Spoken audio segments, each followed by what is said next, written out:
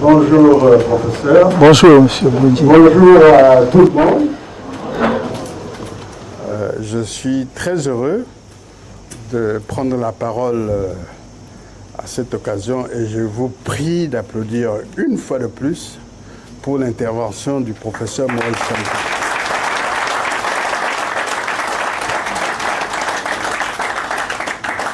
J'en suis extrêmement heureux parce qu'en 1 heure ou 2, le professeur peut nous permettre, il nous a permis de balayer vraiment une vision globale de notre pays, ce qui est extraordinaire parce que tous les jours, nous qui sommes intéressés par la question du changement, nous nous posons des questions dont en quelques heures, il nous a brossé tous les aspects de la possibilité que nous avons aujourd'hui de développer notre pays et qui est vraiment à la portée des Camerounais et des partenaires camerounais. Alors, je vais intervenir sur 2 aspects, enfin intervenir, apporter des suggestions. Le professeur a parlé tout à l'heure de la professionnalisation de l'éducation. J'en suis très heureux parce que pendant plus de 25-30 ans, j'ai travaillé comme enseignant dans l'une de nos meilleures écoles privées, qui est l'ESSEC. Et comme disait le professeur tout à l'heure, c'est un drame parce que l'ESSEC n'est qu'un microcosme, moins de 500 étudiants, alors que le besoin est énorme. Cependant, l'ESSEC est un projet très positif parce que pendant toutes ces années, nous avons formé beaucoup d'étudiants qui sont aujourd'hui parmi les meilleurs dirigeants du pays. Donc le professeur disait tout à l'heure qu'il faut que nous développions au niveau de l'enseignement supérieur la professionnalisation des instituts. Et c'est l'une des meilleures solutions parce qu'après les premières formations qu'il a évoquées tout à l'heure, le primaire, le secondaire, il faut qu'à partir de la terminale, que nous professionnalisions avec des instituts qui sont vraiment outillés pour préparer les jeunes au management. Et le cas de l'ESSEC a été un cas que nous devrons développer dans les autres cas. Okay? Donc il a parlé évidemment de revoir le système de l'éducation depuis la base. Effectivement, parce que quand il parle de Singapour, quand il parle de la Chine, moi je me rappelle, je ne sais pas si le professeur se rappelle, quand nous étions à l'université, on nous parlait déjà de l'aide que nous apportions à la Chine. C'est-à-dire quand on vous en parle aujourd'hui, vous avez l'air de tomber des nues. À l'époque, il n'y avait pas la télévision, mais la radio, on disait que le Cameroun apportait de l'aide. Tout à fait. À la Chine, à la Corée et à bien d'autres pays. Aujourd'hui, nous nous rendons compte que c'est ces pays-là qui sont en train de nous apporter de l'aide, tout simplement parce que le système que nous avons mis en place, en réalité, c'est vrai, nous le savons tous, ce n'est pas nous qui avions mis ce système en place. C'est les autres qui ont mis ça en place. Et comme disait tout à l'heure le professeur, les autres ont mis ce système parce qu'ils savaient très bien que ça allait nous conduire droit au mur, et ce qui arrangeait leurs affaires. Donc il faut reprendre ça, il faut que nous ayons le courage de reprendre ça dès la base. Et nous serons très heureux, nous avons une équipe de recherche, d'apporter notre contribution à ce niveau-là. Parce que nous avons vécu ça en France, le professeur, nous avons étudié heureusement en Europe, après l'université, donc nous avons eu cette expérience-là, autant au Cameroun qu'à l'étranger. Les grandes écoles, écoles centrales, nous avons eu l'occasion de les approcher. Et ce travail-là doit être, nous avons le courage et le devoir de le faire depuis la base. Et l'autre aspect sur lequel je voudrais intervenir pour ne pas garder longtemps la parole, et le professeur a dit tout à l'heure, c'est vrai, on a beau dire, on va dire, mais qu'est-ce qu'on raconte? Il y a la question du financement. La question du financement, parce que les infrastructures, c'est un sujet, j'ai été très heureux qu'ils le reprennent, parce que dans le plan, dans les chantiers que nous avons vus dans le premier document, les infrastructures étaient intégrées dans un autre chantier. Maintenant, c'est un chantier à part. Je disais avec M. Théomnou qu'il faut sortir ça et en faire un chantier parce qu'il y a l'infrastructure routière, le ferroviaire, et l'aérien et le maritime, qui sont vraiment des chantiers qui demandent beaucoup d'investissement. Okay? Et il a parlé tout à l'heure de tokenisation. Et aujourd'hui, nous assistons à une modernisation ou une innovation dans le domaine du financement. J'ai vu avec beaucoup de curiosité, parce que nous, en tant qu'enseignants, on regarde beaucoup.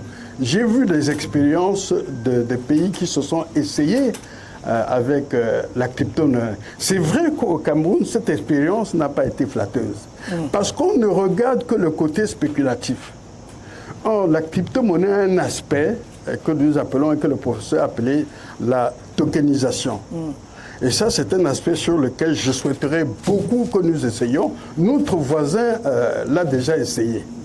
La réussite n'est pas certaine, mais nous avons vu pendant la campagne présidentielle américaine que le président américain est revenu sur la nécessité de mettre la crypto-monnaie au service du marché financier, au service des moyens de financement. Dans le domaine de la tokenisation par l'industrie de la crypto-monnaie, qu'est-ce qui se passe? En fait, au lieu de nous endetter, comme nous avons vu tout à l'heure, notre dette vraiment qui nous asphyxie, la tokenisation dans ce domaine-là consiste donc à localiser nos biens et nos sources que nous devons extraire, le diamant, tout ce que nous avons vu tout à l'heure, l'or, et asseoir par le système de la tokenisation, ou disons un système que nous appelons aujourd'hui la blockchain, qui permet de démocratiser le financement en partageant, n'est-ce pas, les valeurs de ces investissements-là avec nos partenaires, en tokenisant les systèmes, en tokenisant l'investissement au travers des crypto-monnaies. Et ça nous évite donc d'aller dans les marchés d'endettement avec les taux effroyables que nous avons vus tout à l'heure. Et voilà un autre domaine, professeur, dans lequel nous serons très heureux avec mon équipe d'apporter notre contribution, parce que j'ai regardé le cas. Il y a un éditeur qui m'a demandé d'écrire sur le cas de la République centrafricaine. Mais il y a déjà plusieurs États, je pense le Venezuela, qui ont essayé. Et aujourd'hui, l'Union européenne, Madame Lagarde, depuis plus de 5 ans, est en train de tout faire pour qu'on mette en place une crypto-monnaie de Banque centrale européenne, parce qu'en fait, aujourd'hui, ça répond à énormément de problèmes, sans compter le problème tout à fait banal que le professeur a évité tout à l'heure, le fait que les gens traînent beaucoup d'argent dans les masses, fait que forcément, les gens doivent toucher cet argent. Avec le système des crypto-monnaies, c'est des systèmes de paiement que nous connaissons électroniques, avec une traçabilité par les blockchains qui font que, très rapidement, on peut résoudre ces problèmes-là si nous pouvons avoir le courage d'aller vers ces moyens modernes. Donc voilà les 2 points, professeur, sur lesquels je voulais, et j'en profite vraiment pour dire une fois de plus nos félicitations, et nos félicitations pour le travail qui est fait depuis quelques années, et qui amène les Camerounais, beaucoup de Camerounais, à croire en l'avenir de leur pays. Merci infiniment.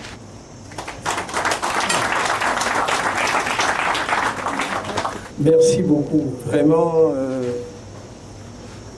d'abord pour les encouragements, mais également pour votre contribution, parce que vous avez, avec le langage du professionnel qui est le vôtre, de l'enseignant qui est le vôtre, sans doute expliqué de manière très simple, justement, la tokenisation, parce que j'espère que tout le monde a compris. En réalité, c'est ça, c'est un moyen important de financement de nos économies qui n'est même pas, je crois que le Cameroun, pour l'instant, je ne sais même pas si on peut dire qu'on y travaille. Et donc, alors que nous avons beaucoup de ressources, et on pense toujours aux mécanismes traditionnels de financement, justement, alors que là, il y a un gisement important. Donc, je vous remercie des clarifications que vous avez faites et qui, ma foi, je suis sûr, vont enrichir les uns et les autres. Mais je vous remercie également pour votre disponibilité sur les 2 points que vous avez indiqués. Oui. Voilà, d'une part, la réforme de l'éducation, c'est crucial. Si nous même si nous ne réussissions que cela, on aura fait beaucoup pour l'avenir de notre pays, parce que je ne sens pas dans notre pays que nous sommes conscients de la férocité de la compétition qui attend les pays dans le monde.